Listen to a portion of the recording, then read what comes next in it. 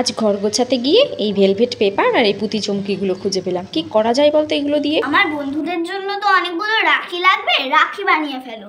এগুলো দিয়ে রাখি? ঠিক আছে, চল দেখি। টুকরো একটি কেটে নিয়েছি সাদা ব্যাগ থেকে, সেখান থেকে আরও টুকরো নিচ্ছি আমি কেটে। ভাঁজগুলো করছি কেমন একটু দেখো ভালো করে। খুব ছোটরা এই রাখিটা সহজে বানাতে পারবে। ছোটবেলার কিছু কথা পড়ছে এখন মনে। নানান রকম ভাঁজ দিতাম হাতে টুকরো কাগজ পেলে, ইচ্ছে মতো কাটতাম আবার কাঁচিখানা দিয়ে। কেমন হলো দেখতাম আবার সেটি খুলে নিয়ে। পুঁতি চুমকি ইচ্ছে মতো তোমরাও বসাতে পারো, এক একটা এক এক রকম সাজিয়ে নিতে পারো। ভেলভেট পেপারটিও কাটবো এবার একই রকম ভাঁজে, তবে এটি একটু বড় হবে ওইটির চেয়ে। এসব কাজ করতে আমি ভীষণ আনন্দ পাই। মনের ভাবনাগুলোকে কি সুন্দর ফুটিয়ে তোলা যায়।